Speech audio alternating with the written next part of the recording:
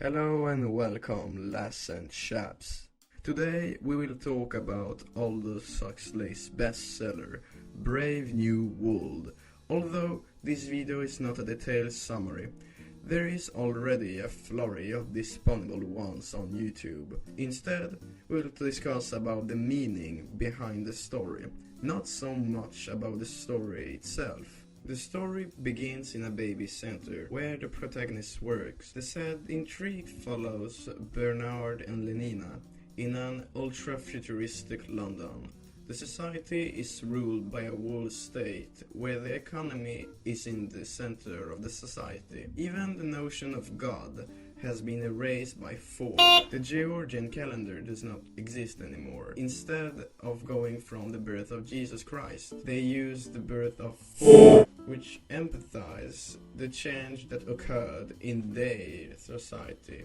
Bernard feels himself different. He is not happy. Everyone is happy, but not him. Nevertheless, he organizes a trip with Lenina in a reserve. The reserve is a place where the society has left some individuals free from civilization. The savages live very differently. They are poor, they believe in God, they are old, they become sick, and most importantly for Lenina, they do not use soma. Soma is an addictive prescribed medicine that is given by the state to numb the population. Instead, they consume so-called mezcal from the cacti peyote. In the village, they meet two English-speaking natives, a young man and an old woman, John and Linda. Bernard understands quickly that his boss is John's father. He then decides to take them back to London. Back home, the director is planning to send Bernard to an island. He basically tried to fire Bernard. But the events are turning around when the savages start to interfere.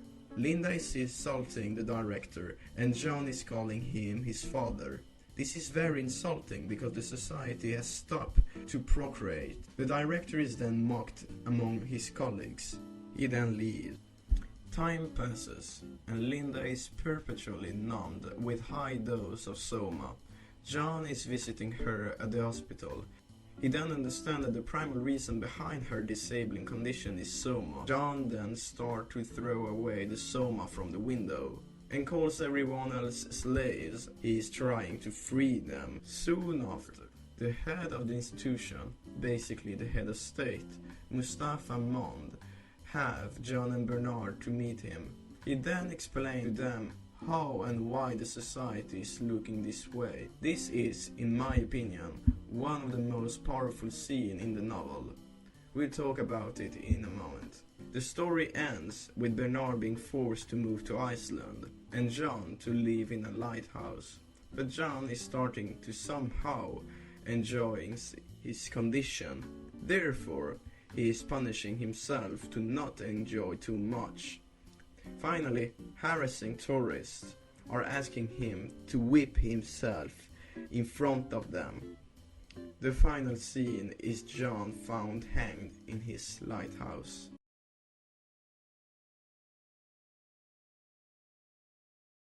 First, let's take a look at the society. They live in capitalism, and productivism seems to be the spine of this world. Society is built upon principle of behaviorism, a point of view that has fallen into desuetude since the 80s. The society has chosen stability and apparent happiness at the cost of individual liberties and human expression. As Mustafa explained in the final part of the novel, you've got to choose between happiness and what people used to call high art. He adds, the world's stable now, people are happy, and they get what they want, and they never want what they can't get. If anything should go wrong, there's soma. Let's take a look at soma. In the novel, soma is a powerful drug with different properties. The drug is impossible in nature because with stimulant, depressant and hallucinogenic properties, the drug is clearly fictional. Soma exists in real life. It is an holy drink in both Zoroastrianism and Hinduism. It is the drink of the Deva. While the story soma is a medication drug, the native also use drugs. They use peyote's mezcal, which is of course the drug mescaline, a powerful psychedelic drug used by Huxley himself. How often have you taken mescaline yourself? I've taken mescaline twice and lysergic acid about 5 times, I suppose. I would like to take it about once a year, I think. But one doesn't, most people that I know who've taken it have no desire to sort of fool with it and take it constantly. I mean, the thing, you take it too seriously to behave in this way towards it. You wouldn't want to wallow in it. It is tempting to link Aldous Huxley's Soma with our modern prescribed drugs, as benzodiazepine or legal amphetamines like Adderall or Ritalin.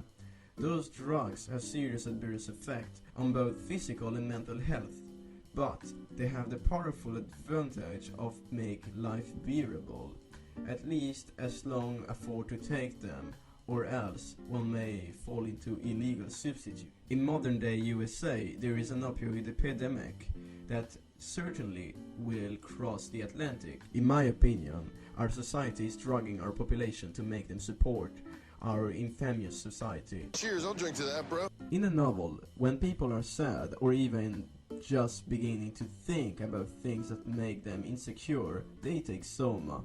They take Soma to survive through life. Although capitalistic, the individual has been erased from society. One cannot feel or express their true self. Mustafa is one of the few that has read the holy books, and he knows why they should be forbidden. To think about things that science cannot answer is problematic. This leads to instability, which has been erased. This is the case in our present. People now have lost their beliefs in gods. Sometimes I hear Western people defining themselves as believers in science. Modern humans do not even bother to learn about the ancient knowledge anymore. This leads us to imbalance in our way to interact with life and ultimately death. Mustafa explains in the dialogue with John that even if God does not change, the humans do. This is fundamentally true, as beliefs evolves with civilization, from polytheist to monotheist to atheist. This novel makes us to ask ourselves the meaning behind our society. Although Huxley wrote it and imaged this as a possibility to come in the very long future, this is our present. In my opinion, a paradigm shift will soon occur regarding the scientific method, or else is humanity doomed to a brave new world in the coming decades.